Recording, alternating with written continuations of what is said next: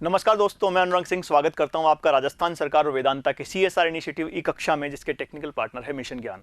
दोस्तों, आज हम पढ़ेंगे कक्षा 12 के इतिहास विषय का अध्याय 1, जिसका नाम है भारत का वैभवपूर्ण अतीत। और आज के इस भाग में हम बात करेंगे सिंधु घाटी सभ्यता के महत्वपूर्ण प्रश्नों के बारे में।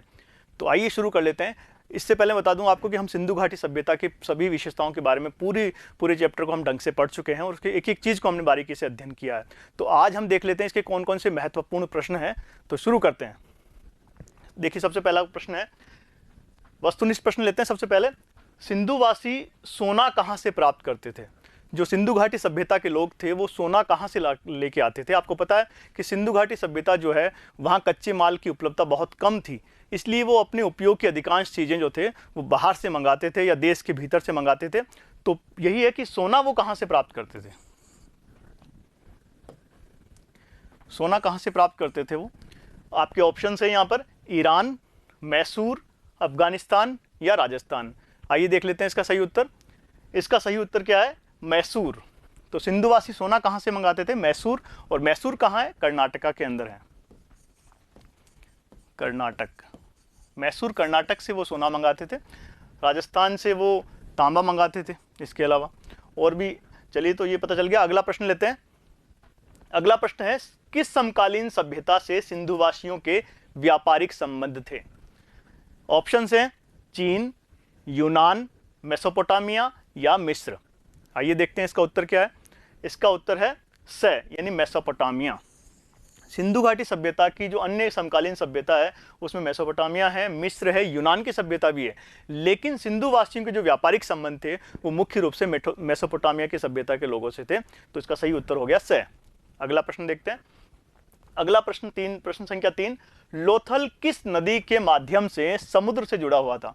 आप जानते हैं लोथल क्या है? एक बंदरगाह है। सिंधु घाटी सभ्यता का एक प्रसिद्ध बंदरगाह है, बंदरगाह जहां पर जहाज आके रुकते हैं, और ये कहाँ है? गुजरात के अंदर है। तो लोथल किस नदी के माध्यम से समुद्र से जुड़ा हुआ था? ऑप्शन है भोगवा, सिंधु, हिंडन या सरस्वती। देख लेते हैं इसका उत्तर क्या है। इसका उत्तर है अ, भोगवा नदी के। तो पता है, लोथल जो था वो भोगवा नदी के माध्यम से समुद्र से जुड़ा हुआ था और वो एक प्रमुख बंदरगाह के रूप में काम करता था। और सिंधु वासी जो विदेशी व्यापार करते थे वो मुख्य रूप से इसी बंदरगाह के माध्यम से करते थे। तो भोगवा नदी जो है इसका उत्तर है। आगे बढ़ते हैं। अब हम बात करते हैं अति लघुत्रात्मक प्रश्नों की, यानी जिनकी उत्तर एक शब्द में, दो शब्दों में या एक लाइन में हो सकते हैं, वो है अति लघुत्रात्मक प्रश्न।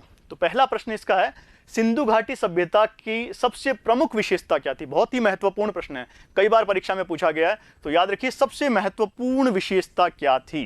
पूरी सभ्यता की, इतनी बड़ी सभ्यता है और इतनी सारी चीजें हमने इसके बारे में पढ़ी, लेकिन एक अगर आपको विशेषता बतानी पड़ी तो क्या बताएंगे आप? देखते हैं उत्तर क्या है। देखिए, तो सिंधु घाटी सभ्यता की सबसे प्रमुख विशेषता क्या है? इसकी नगर नियोजन। हमने जब इसके बारे में डिस्कशन किया था तो आपको बताया था जो नगर नियोजन है वो सिंधु घाटी सभ्यता की सबसे प्रमुख विशेषता है। और ये क्योंकि एक नगरीय सभ्यता थी, तो इसके जो नगर बसे हुए हैं जिस तरीके से, वो आज भी हमें अचंभित करते हैं, जिस तरह से खुदाई में हमें नगर मिले हैं। तो नगर नियोजन जो है वो इसकी सबसे बड़ी विशेषता मानी जाएगी। ध्यान रखिए, यानी सिंधु घाटी सभ्यता का नाम आते ही आपके दिमाग में क्या आना चाहिए? नगर नियोजन। सर्वश्रेष्ठ नगर नियोजन अगर आपके दिमाग में आता है तो यानी कि आप सिंधु घाटी सभ्यता को ढंग से पढ़ चुके हैं। अगला प्रश्न लेते हैं। अगला प्रश्न है, सिंधु घाटी सभ्यता का सबसे उपयुक्त नाम क्या है? बहुत ही बड़ा प्रश्न, बढ़िया प्रश्न। हमने इसके बारे में काफी चर्चा की थी, सिंधु घाटी सभ्यता के नामकरण को लेकर, आपको याद होगा। तो सिंधु घाटी सभ्यता का सबसे उपयुक्त नाम क्या हो सकता है? तो देखते हैं। ये देखिए, सिंधु घाटी सभ्यता का सबसे उपयुक्त नाम हमने यहाँ जो लिखा है वो है सिंधु घाटी सभ्यता माना जाना चाहिए, यानी ये जो हमने प्रश्न लिया उसमें इसका उत्तर है। लेकिन इस पे थोड़ी चर्चा करते हैं हम। सिंधु घाटी सभ्यता के, जैसा हमने देखा था डिस्कशन के दौरान जब हमने टॉपिक पढ़ा था, कि सिंधु घाटी सभ्यता के 3 हमने नाम पढ़े थे। एक तो हड़प्पा सभ्यता, एक सिंधु घाटी सभ्यता खुद, और एक सिंधु सरस्वती सभ्यता। ये 3 नाम हमने देखे थे, लेकिन तीनों में से सबसे उपयुक्त नाम कौन सा है? हमने अलग अलग चर्चा की थी कि हड़प्पा सभ्यता क्यों कहते हैं, क्योंकि सभ्यता का सबसे पहले खोजा गया जो स्थल था वो यही था, हड़प्पा। इसीलिए, और पुरातत्व विज्ञान में परंपरा भी है कि जो स्थल किसी सभ्यता का सबसे पहले खोजा जाता है उसी के नाम पर उस सभ्यता का नामकरण किया जाता है, इसलिए इसे हम हड़प्पा सभ्यता भी कहते हैं। इसके अलावा सिंधु सरस्वती सभ्यता भी इसका एक नाम है, क्योंकि जो अधिकांश स्थल हैं सभ्यता के वो इन दोनों नदियों के बीच में मिले, इन नदी घाटियों के बीच में मिले हैं, सिंधु और सरस्वती के बीच में। इसीलिए हम सिंधु सरस्वती सभ्यता भी कहते हैं। लेकिन ज्यादातर विद्वानों का यह मानना है कि इस सभ्यता का जो सही नाम है वो सिंधु घाटी सभ्यता होना चाहिए, क्योंकि जो इसके प्रारंभिक स्थल खोजे गए थे, अधिकांश स्थल जो प्रारंभिक स्थल वो केवल हमें सिंधु घाटी में मिलते हैं, इसीलिए सभ्यता का नाम सिंधु घाटी सभ्यता माना जाता है। आगे बढ़ते हैं। अगला प्रश्न है, सिंधु घाटी सभ्यता का प्रथम खोजा गया स्थल कौन सा था? बहुत ही अच्छा प्रश्न है और आप सबको पता होना चाहिए, काफी डिटेल से स्टडी किया हमने इसको। तो सिंधु घाटी सभ्यता का प्रथम खोजा गया स्थल कौन सा है? उत्तर देखते हैं। यह है हड़प्पा। सबसे पहला स्थान जो खोजा गया था कौन सा है? वो हड़प्पा। और पता आपको कब खोजा गया? 1921 में इसकी खोज हुई थी। उत्खनन कार्य किसने किया था? कौन थे? राखाल, इसके उत्खनन का दयाराम साहनी ने इसका उत्खनन किया था 1921 में। और इसकी उद्घोषणा की थी किसने? जो पहला स्थल खोजा गया था उसको उद्घोषणा की थी जॉन मार्शल, जो उस समय भारतीय पुरातत्व सर्वेक्षण के क्या थे? महानिदेशक थे। चलिए आगे बढ़ते हैं। इसके बाद हम बात करेंगे लघुत्तरात्मक प्रश्नों की। लघुत्तरात्मक प्रश्नों में देखते हैं, पहला प्रश्न है, सिंधु घाटी सभ्यता की जल निकास प्रणाली पर टिप्पणी लिखिए। बहुत अच्छा प्रश्न है। जल निकास प्रणाली काफी बार परीक्षा में पूछा गया है। जल निकास प्रणाली पर टिप्पणी लिखनी है। टिप्पणी लघुत्तरात्मक प्रश्न है। देख लेते हैं इसका उत्तर क्या है। सिंधु घाटी सभ्यता की जल निकास प्रणाली पे देखते हैं इसके उत्तर में। सबसे बड़ी बात देखिए दोस्तों, सिंधु घाटी सभ्यता की सबसे बड़ी विशेषता हमने क्या देखी थी? इसकी सबसे बड़ी विशेषता थी इसका नगर नियोजन। नगर नियोजन सबसे बड़ी विशेषता है, लेकिन इसकी जो ऐसी विशेषता जो इसे समकालीन सभ्यताओं से अलग करती है, सबसे अनूठी विशेषता है ये। सबसे अनूठी, यहाँ ये शब्द बहुत अच्छा है। अनूठी जो विशेषता है, इसकी सबसे अनूठी विशेषता कौन सी है?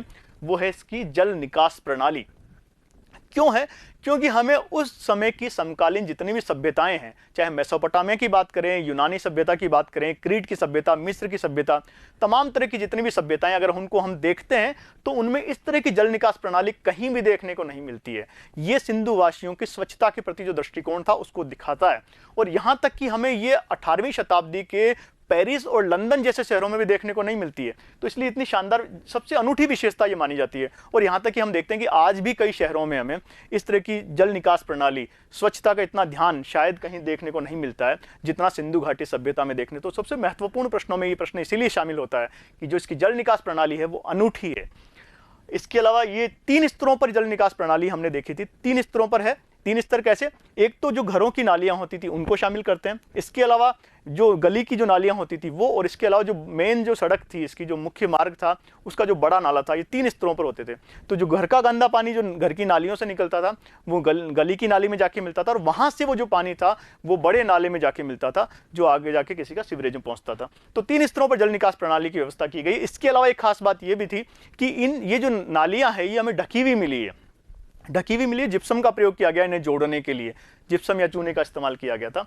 और एक और बात कि ये केवल घर का जो गंदा पानी था उसे ही बाहर निकालती थी नालियां। इसके अलावा जो बारिश का पानी होता था उसे बाहर निकालने के लिए अलग तरह से व्यवस्था की गई थी नालियों की। और एक खास बात और कि ये इन नालियों की समय समय पर साफ सफाई की व्यवस्था भी होती थी, इसलिए उन पे मैन होल वगैरह बने होते थे, उनके ऊपर चैम्बर्स बने होते थे और उनके ऊपर मैन होल, जिनके तोरमुखे कहते हैं, वो बने होते थे। इस तरह से हमें पता चलता है कि शायद वहाँ कोई नगरपालिका प्रशासन नाम की कोई संस्था जरूर रही होगी जो इस कार्य को करती थी। और ये उनके नगरपालिका का जरूर याद है, नगरपालिका कोई प्रशासन जरूर रहा होगा, नगरपालिका प्रशासन जो इस तरह की चीज़ों को करता रहा होगा। यानी एक तरह से ये नगरीय सभ्यता के सभी लक्षण अपने आप में समाये हुए हैं। अगला प्रश्न लेते हैं, सिंधु घाटी सभ्यता के नगर नियोजन का उल्लेख कीजिए। ये भी बहुत ही महत्वपूर्ण प्रश्न है। नगर नियोजन हमने देखा था अभी कि सबसे प्रमुख विशेषता है नगर नियोजन। तो इसकी विशेषताएं क्या क्या हो सकती है ये हम देख लेते हैं। तो इस प्रश्न का उत्तर देखते हैं। नगर नियोजन की बात करें तो इसमें सबसे प्रमुख विशेषता, जैसे अभी हमने बताया, सिंधु घाटी सभ्यता की सबसे प्रमुख विशेषता है ये। इसके अलावा एक बहुत खास बात, अब हम नगर नियोजन में बताएं तो ध्यान रखें, ये हमें बताना है कि नगर जो था वो मुख्य रूप से 2 भागों में विभाजित था। जैसे यहां हम देख लेते हैं, ये यहां पर एक आलेख बना देते हैं। ये नगर 2 भागों में था, एक तो पूर्वी भाग और इसका पश्चिमी भाग। ये था इसका पश्चिमी भाग और ये था इसका पूर्वी भाग। तो नगर 2 हिस्सों में बटा हुआ था। जो पूर्वी भाग इसका था, जो इसका पूर्वी भाग था, वहां तो था नगर बसा हुआ था, नगर, जिसे हम निचला नगर भी कह सकते हैं। यहां ये निचला नगर बसा हुआ था, निचला नगर। यहां क्या था? यहां आम जनता रहती थी। ये जो निचला नगर था इसमें आम जनता रहती थी। इसके अलावा जो दूसरा इसका पश्चिमी भाग है, जिसे हम गढ़ी कहते हैं, गढ़ी या गढ़, और इसे पुरातत्व की भाषा में हम सिटाडल कहते हैं। क्या बोलते हैं इसको? सिटाडल। ये पुरातत्व की भाषा में कहते हैं इसको। तो ये गढ़ी वाला जो भाग था ये काफी, ये जमीन से थोड़ा ऊपर उठा हुआ था, ये ऊपर उठा था, इसलिए इसको निचला नगर कहते हैं। क्यों उठा हुआ था? इसके पीछे एक वैज्ञानिक कारण हम देख सकते हैं कि जब सूरज की जो रोशनी आती थी, सूरज की जो किरणें आती थी, तो पहले वो दोनों भागों पर गिर सके आराम से। ये जो सूरज की रोशनी आती थी, यानी कि पश्चिमी भाग पर भी इसकी गिर सके और पूर्वी भाग पर भी उस सूरज की रोशनी पर्याप्त मात्रा में मिल सके, इसीलिए इस तरह की व्यवस्था की गई थी और गढ़ी को थोड़ा ऊपर बनाया गया था।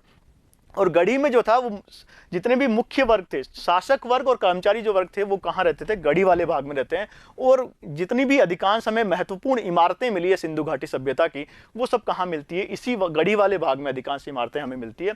एक और बात है कि नगर, जो निचला नगर था, उसके बारे में खास बात है कि ये जो इसका जो पैटर्न था बसावट का, वो हमें कैसा मिलता है? ये एक जाल पद्धति के द्वारा, जाल पद्धति के समान था, या फिर कह सकते हैं कि ग्रिड प्रणाली पर आधारित था। ये ग्रिड प्रणाली में आप कैसे देख सकते हैं? इसमें इस तरह से, ये इस तरह से था, जो सड़कें थी वो आपस में समकोण पर काटती थी एक दूसरे को, जितनी भी सड़कें थी आपस में समकोण पे काट रही थी। और यहाँ कुछ सर्कल टाइप के आप देख सकते हैं, यहाँ जो थे इन हिस्सों में, जो सड़कों के दोनों तरफ क्या मकान बने हुए थे, जो भवन बने हुए थे, और बीचों बीच सड़कें होती थी एक दूसरे को, वो आपको 90 डिग्री पे काट रही थी। तो इस तरह का नगर नियोजन था, जिसमें हमें जाल प्रणाली या ग्रिड प्रणाली हमें देखने को मिलती है। तो अलग से आपसे प्रश्न पूछा जा सकता है कि जो सिंधु घाटी की सभ्यता के जो नगर थे वो किस प्रणाली पर बसे हुए थे? तो वो है ग्रिड प्रणाली या जाल पद्धति पर बसे हुए थे। इसके अलावा जो संपूर्ण निर्माण हुआ है उसमें अधिकांश हमें पक्की ईंटों के निर्माण की जानकारी हमें मिलती है। तो इस प्रकार हमने देखा कि जो सिंधु घाटी सभ्यता का जो नगर नियोजन था बहुत ही शानदार था। वो हमें आज भी कई नगरों में देखने को नहीं मिलता जिस तरह का उन्होंने व्यवस्था की थी नगर नियोजन की। तो दो प्रश्न बहुत ही महत्वपूर्ण हमने देखे, नगर नियोजन और इसकी एक जल निकास प्रणाली, ये दोनों बहुत महत्वपूर्ण है। इसे ढंग से अपनी कॉपी में लिख लें, याद कर लें, और इसे वेरी वेरी इंपॉर्टेंट, इसका आप स्टार मार्क कर लें, वेरी इंपॉर्टेंट है क्वेश्चन दोनों। आगे क्वेश्चन देखते हैं। अगला प्रश्न है, सिंधु लिपि पर टिप्पणी लिखिए। लिपि यानी स्क्रिप्ट, उत्तर देख लेते हैं इसका। सिंधु लिपि की बात करें तो ये जो लिपि है, सबसे बड़ी इसके बारे में महत्वपूर्ण बात है कि अपठनीय है, अभी तक इसे पढ़ा नहीं जा सका है। इस लिपि को आज तक हम पढ़ नहीं पाए हैं। और दोस्तों यही कारण है कि हम सिंधु घाटी सभ्यता का जो काल है उसे हम किस में मानते हैं? प्रोटो हिस्ट्री उसे हम कहते हैं, प्रोटो हिस्ट्री यानी आद्य इतिहास। किस में मानते हैं उसे हम? आद्य ऐतिहासिक काल में हम मानते हैं, आद्य ऐतिहासिक काल। इसी कारण से रखते हैं क्योंकि वो सामग्री जो अभी तक हमें, उनको लिपि का तो ज्ञान था, लिखने पढ़ना वो जानते थे, लेकिन उनकी जो सामग्री हमें मिली है उसे हम आज तक पढ़ नहीं पाए।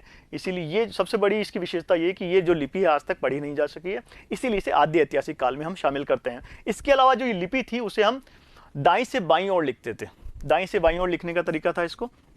और ये भाव चित्रात्मक थी, यानी चित्रों के माध्यम से अपने भाव व्यक्त करने का जो तरीका था इस लिपि में इस्तेमाल किया गया था। भाव चित्रात्मक लिपि है। इसमें अभी तक कुल मिला के आपको 2500 लेख उपलब्ध हमें हो चुके हैं, जिनमें से केवल 413 को ही पहचाना जा सका है। देखिए कितना कम हम इसके जो लेख हैं उनको पहचान पाए, इसी वजह से ये लिपि अभी तक पढ़ी नहीं जा सकी है। और जो सर्वाधिक इसका प्रचलित चित्र है, क्योंकि मैंने बताया ना भाव चित्रात्मक है, तो सबसे ज्यादा जो प्रचलित चित्र था इसका वो मछली का चित्र हमें देखने को मिलता है। और इसका जो आज तक हमें सबसे लंबा जो अभिलेख मिलता है वो कितना है? 17 अक्षरों का है। और वो कहाँ से मिलता है? हमें धोलावीरा से मिलता है। और धोलावीरा कहाँ? गुजरात में है। तो वहां से इसका सबसे बड़ा अभिलेख हमें देखने को मिलता है। अगला प्रश्न लेते हैं। अब है सिंधु घाटी सभ्यता की समाज की प्रमुख विशेषताएं बताइए। जो समाज था वहां का, उसकी प्रमुख विशेषताएं हमें बतानी है। किस तरह का समाज था? उत्तर देख लेते हैं इसका। सिंधु घाटी सभ्यता के समाज की प्रमुख विशेषताएं इस प्रकार है। इसके जो मुख्य वर्ग थे समाज के, उनको अगर हम देखें तो उसमें शासक वर्ग शामिल थे, कर्मचारी वर्ग थे, सामान्य वर्ग था, श्रमिक वर्ग था और कृषक वर्ग उसमें शामिल था। एक बात हम देख पा रहे हैं कि यहाँ जो उस समय का जो समाज था उसमें आज के समाज की तरह या बाद के कालों के समाज की तरह जाति व्यवस्था हमें देखने को नहीं मिलती। जिस तरह का वर्गीकरण बाद की शताब्दियों में भारत में हो गया, वो वर्गीकरण इसमें देखने को नहीं मिलता, इसलिए अलग तरह की है। यहाँ शासक वर्ग जो काम कर रहे हैं लोग, कर्म के आधार पर उन्हें वर्ग बना दिए गए। शासक वर्ग जो शासन करते थे, कर्मचारी वर्ग थे जो काम करते थे शासन के, सामान्य वर्ग जो सामान्य जनता थी, श्रमिक वर्ग थे और कृषक वर्ग, इनको इस तरह से शामिल किया गया है। इसके अलावा जो परिवार जो था उसकी सबसे छोटी इकाई क्या थे? समाज की सबसे छोटी इकाई क्या थे? परिवार थे। और ये जो परिवार थे ये कैसे थे? मातृ सत्तात्मक। खास बात ध्यान रखनी है आपको, ये परिवार जो थे कैसे थे? मातृ सत्तात्मक परिवार थे, यानी कि महिलाओं की समाज में महत्वपूर्ण स्थिति थी, भूमिका होती थी, ये मातृ सत्तात्मक परिवार होते थे। और क्यों हम इस बात का अंदाजा हम इस बात से लगा सकते हैं? क्योंकि सिंधु घाटी सभ्यता की जो खुदाई है, उत्खनन है, उनमें हमें अधिकांशतः मातृ देवी की मूर्तियां प्राप्त हुई है। तो इससे अंदाजा लगा सकते हैं कि वो सब जो समाज था, सिंधु घाटी समाज, वो कैसा था? मातृ सत्तात्मक समाज था। इसके अलावा सिंधु वासियों को आभूषण पहनने का भी शौकीन था, पुरुष और स्त्री दोनों आभूषण पहनते थे। और मनोरंजन के जो साधन थे उनमें मुख्य रूप से आखेट यानी शिकार और इसके अलावा संगीत का वो इस्तेमाल करते थे। और कहीं कहीं हमें पासे भी मिले हैं जो उनके मनोरंजन के एक मुख्य साधन माने जाते हैं। अगला प्रश्न लेते हैं। अब है निबंधात्मक प्रश्न। निबंधात्मक प्रश्न में पहला प्रश्न है, सिंधु घाटी सभ्यता के धर्म की कौन सी विशेषता? वेरी इंपॉर्टेंट प्रश्न है ये भी, जो कई बार परीक्षा में आ चुका है। सिंधु घाटी सभ्यता के धर्म की कौन सी विशेषता है? धर्म की कौन सी विशेषता है जो हमें आज भी भारतीय समाज में देखने को मिलती है? बहुत ही महत्वपूर्ण प्रश्न है। तो धर्म की विशेषता बतानी है और वो विशेषताएं बतानी है। तो आपको अपने प्रश्न में उन्हीं चीज़ों को शामिल करना है जो हमें आज भी भारतीय समाज में देखने को मिलती है। हमने बिंदुओं के माध्यम से इसका उत्तर डिस्कस किया है। तो आप लेकिन अपने उत्तर जब आप लिखें तो उनमें वो चीज़ें जरूर शामिल करें जो आज के समाज में, तुलनात्मक रूप से ये प्रश्न आपको लिखना है, तुलना करके कि भारतीय समाज में वो कौन कौन सी विशेषताएं हैं जो आज भी देखने को मिलती है, जो सिंधु घाटी सभ्यता के समाज में थी। तो सबसे महत्वपूर्ण विशेषता क्या है? तो पहली लाइन अगर हम अपने उत्तर में जो शामिल करनी है वो यही करनी है कि सबसे महत्वपूर्ण अगर हम योगदान देखते हैं सिंधु घाटी सभ्यता का आज के समाज में, तो वो हमें धर्म के क्षेत्र में देखने को मिलता है। वो तमाम बातें, वो तमाम विश्वास और तमाम तरह की प्रचलित जो चीज़ें थी वो आज भी हमें समाज, हिंदू समाज में देखने को मिलती है। कौन कौन सी चीज़ें थी उसमें? जैसे प्रमुख विशेषताओं को अंदर आप शामिल कर सकते हो कि मातृ देवी की उपासना, यानी कि माता की हम पूजा करते हैं, देवियों की हम पूजा, 9 देवी की हम पूजा करते हैं, वो आज भी हिंदू समाज में देखने को मिलती है। नवरात्रि के दौरान आप देखते हैं इस तरह की चीज़ें। तो मातृ देवी की उपासना जो था वो एक प्रमुख विशेषता है जो आज के भारतीय समाज में भी हमें देखने को मिलती है। इसके अलावा पशुपतिनाथ की जो कल्पना है, मोहनजोदड़ो से जो हमें सील मिली है पशुपतिनाथ की जिसमें कल्पना की गई है, वो भी हमें देखने, आज भी हमें भगवान शिव का जो अवतार हम देखते हैं पशुपति का, वो इसमें हमें देखने को मिलती है, उसकी कल्पना। इसके अलावा वृक्ष पूजा की हम बात कर सकते हैं। वृक्ष पूजा आज भी भारतीय समाज में प्रचलित है, हमारे समाज के अंदर। वो वृक्ष पूजा सिंधु घाटी कालीन समाज में भी प्रचलित थी, सिंधुवासी भी वृक्ष पूजा किया करते थे। इसके अलावा मूर्ति पूजा जो हिंदू धर्म की एक प्रमुख विशेषता मानी जाती है, वो मूर्ति पूजा का प्रचलन भी उस दौरान था, क्योंकि हमें खुदाई के अंदर, उत्खनन में हमें विभिन्न स्थलों से कई मूर्तियाँ मिली है। इसके अलावा जल की पवित्रता में विश्वास करते थे वो, और बात के तप के योग की परंपरा भी वहाँ प्रचलित थी। तो ये उसकी कुछ प्रमुख विशेषताएं जिसे आप अपने उत्तर में आपको शामिल करना है। इसके अलावा सर्वाधिक जो पूजा होती थी वो मातृ देवी की, हमने जैसे पहले बात की, क्योंकि मातृ सत्तात्मक परिवार भी था तो मातृ देवी की पूजा सर्वाधिक होती थी। आगे बढ़ते हैं। इसमें वृक्ष पूजा का प्रचलन था। जैसे एक वृक्ष, जैसे हम देखते हैं पीपल का जो वृक्ष है, भारतीय समाज में पीपल के वृक्ष को आज भी पवित्र माना जाता है। तो सिंधुवासी पीपल के वृक्ष की पूजा किया करते थे। और जो एक हमें मोहर मिली है, एक श्रृंगी पशु वाली जो मोहर मिली है, उसे इस पीपल का क्या माना जाता है? वाहन माना जाता था। इसके अलावा एक उदाहरण आपको यहाँ लिखा हुआ मिला है कि एक मोहर मिली है जिसमें देवता को 2 पीपल के वृक्षों के मध्य दिखाया गया। तो पीपल की जो पवित्रता है वो इस मोहर से हमें देखने को मिलती है, जिसे 7 मानव आकृतियां घेरे हुए हैं। इसके अलावा और भी हमें कई ऐसी मोहरें मिली जिसमें वेदिका के माध्यम से, चारों तरफ वेदिका के माध्यम से ये पीपल के वृक्ष को घेरे हुए दिखाया गया है। हालांकि वो आगे जाके हमें मौर्य काल में भी वो हमें देखने को, वेदिका जो देखने को मिलती है। तो वृक्ष पूजा का इस तरह से हम बता सकते हैं। इसके बाद पशुपतिनाथ की जो पूजा है, पशुपतिनाथ यानी भगवान शिव की जो कल्पना है वो वहाँ से हमें देखने को मिलती है। पशुपतिनाथ की पूजा, ये मोहनजोदड़ो से जो मोहर मिली है उसका उल्लेख आपको अपने उत्तर में अवश्य करना है। और उस मोहर में क्या, एक पद्मासन आकृति में पुरुष आकृति बैठी हुई है जिसके 3 तरफ जो है जानवर हैं, और इसे शिव का आदि रूप माना गया है। इसे ही शिव का आदि रूप हम मान सकते हैं, जो भारतीय समाज में आज भी बड़े स्तर पर भगवान शिव की जो पूजा अर्चना की जाती है। इसमें उनके जो 3 तरफ कौन कौन से जानवर हैं, बाघ है, हिरण है, भैंस, गेंडा आदि जानवर को दिखाया गया है इसके अंदर। इसके अलावा बात करें कि पशुओं का महत्व भी सिंधुवासियों के था। सिंधुवासी जो मुख्य सबसे प्रमुख पशु था वो लगता है कि हमें एक श्रृंगी पशु, जिसकी हम गेंडे से तुलना कर सकते हैं। इसके अलावा जो कुबड़दार जो बेल था वो सबसे पवित्र माना गया है। कुबड़दार बेल की हमें कई आकृतियां मिलती है मोहरों पर, जो सबसे पवित्र पशु माना गया है। इसके अलावा बाघ और हाथी, इनकी भी हमें जानकारी मिलती है। एक और विशेषता बात करें धर्म की हम, तो यज्ञ की महत्ता पर वो बहुत जोर देते थे। यज्ञ की महत्ता, जो आज भी भारतीय समाज में यज्ञ हम करते हैं अपने घरों में पवित्र चीज़ों के लिए, कुछ खास अवसरों पर हम यज्ञों का आयोजन करते हैं, तो सिंधुवासी भी इस तरह के यज्ञों का आयोजन करते थे। और इसका मुख्य जो स्रोत है कालीबंगा और लोथल से या राखीगढ़ी से हमें और बनावली से यहाँ तक कि अग्निकुंड और अग्नि वेदिकाएं मिलती है, जो ये दिखाती है कि सिंधुवासी जो थे यज्ञ पूजा में विश्वास करते थे, यज्ञ करने की जो परंपरा थी उसमें विश्वास करते थे। तो इस प्रकार हमने देखा कि वो समाज की वो तमाम वो सिंधु समाज की वो सब बातें जो आज भी भारतीय समाज में देखने को मिलती है। तो एक तुलनात्मक अध्ययन करके इस प्रश्न का उत्तर आपको लिखना है। चलिए आगे बढ़ते हैं। अगला प्रश्न है निबंधात्मक प्रश्न, सिंधु घाटी सभ्यता की आर्थिक उपलब्धियों पर प्रकाश डालिए। आर्थिक उपलब्धियां, आर्थिक उपलब्धियों में हम क्या क्या चीज़ें शामिल कर सकते हैं देख लेते हैं। आर्थिक उपलब्धियों की बात करें तो इसमें हम कृषि को शामिल करेंगे, पशुपालन को शामिल करेंगे, उद्योग व्यवसाय को शामिल करेंगे और इसके अलावा वाणिज्य और व्यापार को हम शामिल करते हैं। 4 बिंदुओं को आपके अपने उत्तर में शामिल करना। जब भी कोई आर्थिक अर्थव्यवस्था से संबंधित कोई प्रश्न पूछा जाता है आपसे तो ये 4 बिंदु हमेशा होने चाहिए, जैसे यहाँ भी है हमारे उत्तर के अंदर। सबसे पहले हम बात करें कृषि की। तो कृषि कैसी थी सिंधु घाटी सभ्यता में? कृषि उन्नत अवस्था में थी। और ये बात हमें इस बात से जाहिर होती है कि वहाँ जो अन्नागार मिले हैं, हमें हड़प्पा में और मोहनजोदड़ो में बहुत बड़े अन्नागार मिले जिनकी बात हमने की थी। हालांकि हड़प्पा का जो अन्नागार है सबसे महत्वपूर्ण, सबसे विशाल और बड़ा है, जिससे हम पता चलता है कि वहाँ अन्न जो था पर्याप्त मात्रा में था, या कृषि जो होती थी पर्याप्त मात्रा में होती थी। और इसी कृषि के कारण, इसी कृषि की उन्नति के कारण हम नगरों की क्रांति को देख पाते हैं सिंधु घाटी सभ्यता में। और इतने सारे जो नगर विकसित हुए उसका मूल कारण ही ये था कि वहाँ पर क्या थी, अन्न कृषि की उन्नत अवस्था हमें देखने को मिलती है। इसी वजह से वो नगर जो थे पनप पाए थे। बात करें प्रमुख फसलों की कि कौन कौन सी फसलें सिंधुवासी उगाते थे, उनमें गेहूं और जौ सबसे प्रमुख है। इसके अलावा मोटे अनाज में हम शामिल कर सकते हैं बाजरे को, जवार को। दालें भी होती थी, रागी, मटर, चावल, तिल, कपास आदि की जानकारी हमें मिलती है। एक बात और ध्यान रख लें, यहाँ कपास जो है वो सबसे पहले सिंधुवासियों द्वारा ही उगाई गई थी, कपास। तो इसको भी आप जब अपना उत्तर शामिल करें तो उसमें एक चीज़ खास लिख दें कि सिंधुवासियों ने सर्वप्रथम कपास सबसे पहले सिंधुवासियों ने उगाई, उसे अंडरलाइन कर दें अपने उत्तर में, ताकि परीक्षक जो है उसे ढंग से देख पाए और जांच पाए।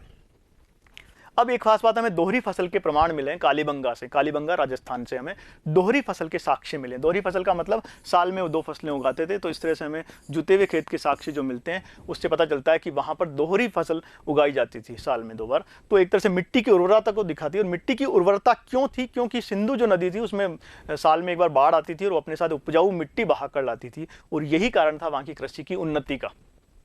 अब बात करें पशुपालन की, तो पशुपालन में मुख्य रूप से जो पशु पाले जाते थे उनमें गाय, बैल, बकरी, हिरण, हाथी आदि को पाला जाता था। और बात, कई बार ये प्रश्न पूछा था कि क्या सिंधुवासी घोड़े से परिचित थे अथवा नहीं थे, तो इसका उत्तर फिलहाल यही होता है कि सिंधुवासी घोड़े से परिचित नहीं थे। लेकिन हालांकि हमें कहीं जैसे गुजरात के सुरकोटड़ा से हमें इसके साक्ष्य मिलते हैं, लेकिन इतने बड़े स्तर पर हमें साक्ष्य नहीं मिलते हैं कि हम ये निष्कर्ष निकाल सकें कि सिंधुवासी घोड़े का इस्तेमाल करते थे। तो इस तरह के हालांकि प्रश्न अब नहीं पूछे जाते, लेकिन फिर भी इस तरह का कोई प्रश्न आता है कि सिंधुवासी किस जानवर से परिचित नहीं थे, तो उसका उत्तर घोड़ा होगा। आगे बढ़ते हैं। अब बात करें उद्योग और व्यवसाय की, किस तरह के उद्योग वो लोग करते थे, किस तरह का व्यवसाय सिंधुवासी करते थे अपने आम जीवन में। तो सबसे पहले वो धातु उद्योग यहाँ पर उन्नत अवस्था में था। धातु से जो चीज़ें बनाई जाती थी उस तरह का जो उद्योग था वो काफ़ी उन्नत अवस्था में था, क्योंकि ये जो सभ्यता है, आपको पता है सिंधु घाटी जो सभ्यता है वो कांस्य युगीन सभ्यता मानी जाती है। और कांस्य धातु जो होती है वो 2 धातुओं से मिलकर बनती है। तांबा और टिन को जब मिश्रण करते हैं तो एक धातु बनती है कांस्य। तो कांस्य धातु से विभिन्न प्रकार के वो बर्तनों का इस्तेमाल करते थे, विभिन्न तरह की आकृतियां वो बनाते थे। तो ताम्र कांस्य निर्मित वस्तु कलाकृतियां हमें बहुत सारी मिली है, उनसे हम पता कर सकते हैं कि वो जो वहाँ का धातु उद्योग था वो एक उन्नत अवस्था में था। जैसे कि दर्पण, चाकू, बर्तन आदि तरह की हमें सामग्री वहाँ से प्राप्त होती है। इसके अलावा मिट्टी बनाने के जो मिट्टी से बर्तन बनाने का जो कारखाना था वो भी एक उन्नत अवस्था में था। इसके जैसे कुंभकारी का जो व्यवसाय था वो उन्नत अवस्था में था। हमें बहुत ही सुंदर मृदभांड खुदाई में मिले हैं, जिससे प्रमाणित होता है कि कुंभकारी का व्यवसाय उन्नत अवस्था में था। चाक का प्रमाण भी हमें मिला है जिस पर बर्तन बनाए जाते थे। इसके बाद बात करें, आभूषण निर्माण का उद्योग भी वहाँ प्रचलित था। आभूषण हमें लोथल और चन्हुदड़ों से इस तरह के कारखाने मिलते हैं, मन के निर्माण के कारखाने हमें मिलते हैं, जो दिखाते हैं कि सिंधुवासी इस तरह की कला, आभूषण निर्माण की जो कला थी उसमें भी पारंगत थे वो लोग। इसके अलावा वस्त्र उद्योग भी उन्नत अवस्था में था। वस्त्र उद्योग भी प्रचलित था सिंधु घाटी सभ्यता में। और ये खास बात है कि उनका प्रमुख व्यवसाय था वस्त्र उद्योग। प्रमुख व्यवसाय सिंधु घाटी सभ्यता का सबसे प्रमुख व्यवसाय क्या है? वस्त्र उद्योग है। और कपास और वस्त्र के निर्माण और कताई और बुनाई के हमें साक्ष्य मिले हैं, इसलिए इसके अलावा में तकलियाँ और तकवे भी भारी मात्रा में मिले हैं, जो हमें दिखाते हैं कि वहाँ का जो वस्त्र उद्योग था सबसे प्रमुख उद्योग था सिंधुवासियों का, और वस्त्रों का वो निर्यात भी करते थे बाहर। अब बात करते हैं व्यापार और वाणिज्य की। व्यापार वाणिज्य में हम विदेशी व्यापार और आंतरिक व्यापार दोनों को शामिल करते हैं। जो सिंधु सभ्यता थी वह व्यापार प्रधान सभ्यता हमें नजर आती है। उनका जो प्रमुख उनकी जो रुचि थी वो व्यापार में थी, हम ये देख पाते हैं, क्योंकि उनका जो विदेशी व्यापार था काफ़ी उन्नत अवस्था में था। तो आंतरिक और विदेशी व्यापार दोनों ही अच्छी अवस्था में थे, उन्नत अवस्था में थे सिंधुवासियों के। और क्योंकि सिंधुवासियों की यहाँ पर क्या चीज़ें कम, जो हमने पहले देखा कि सिंधुवासी जो थे कच्ची सामग्री का अभाव था, तो अधिकांश चीज़ें बाहर से मंगाते थे और उनका निर्माण करके फिर वो विदेशों में बेचा करते थे। और यहाँ का जो व्यापार का जो तरीका था, माध्यम था, वो क्या था, वस्तु विनिमय के माध्यम से वो व्यापार करते थे। एक वस्तु के बदले दूसरी वस्तु ली जाती थी और दी जाती थी, तो वस्तु विनिमय का माध्यम प्रचलित था व्यापार के लिए। इसके अलावा व्यापार करने के लिए स्थल मार्ग और जल मार्ग दोनों का इस्तेमाल करते थे। आंतरिक व्यापार के लिए अधिकांश वो स्थल मार्गों का इस्तेमाल करते थे, परंतु विदेशी व्यापार के लिए वो ज़्यादातर जल मार्ग का इस्तेमाल करते थे। और इसका एक बड़ा उदाहरण हमें लोथल में देखने को मिलता है, जहाँ पर एक बड़ा बंदरगाह मिला है, गोदीबाड़ा मिला है, जो दिखाता है कि सिंधुवासी व्यापार में कितने उन्नत अवस्था में थे और उनका विदेशी व्यापार जल माध्यम से होता था। व्यापार की जो प्रमुख वस्तुएं उनमें हम शामिल कर सकते हैं ताम्र वस्तुएं, रत्न, उपरत्न, धातु निर्मित सामग्री आदि को हम शामिल कर सकते हैं। आयात की जो वस्तुएं थी उनकी एक यहाँ पर सूची आपको दी गई है। जैसे तांबा वो कहाँ से मंगाते थे, तांबा वो राजस्थान के गणेश्वर से वो तांबा आयात करते थे। इसके अलावा सोना वो कर्नाटक के मैसूर से मंगाते थे। चांदी की बात करें तो वो ईरान और अफगानिस्तान से मंगाई जाती थी। और मणके और कीमती जो पत्थर थे वो गुजरात और महाराष्ट्र से मंगाए जाते थे। तो इस प्रकार हमने देखा कि सिंधु घाटी सभ्यता का जो आर्थिक उपलब्धियां उस पर हमने चर्चा की, और उसमें सबसे महत्वपूर्ण चीज़ यही थी कि सिंधु घाटी सभ्यता का जो विदेशी व्यापार था बहुत ही उन्नत अवस्था में था उस समय की समकालीन सभ्यताओं से, और ये सिंधु घाटी सभ्यता के पक्ष में हुआ करता था ये व्यापार। तो आज हमने सिंधु घाटी सभ्यता के जितने भी महत्वपूर्ण प्रश्न थे उन पर चर्चा की है। उम्मीद है आपको सभी प्रश्न अच्छे लगे होंगे और आपने अपनी कॉपी में इनको नोट भी किया होगा। आज के लिए इतना ही, धन्यवाद।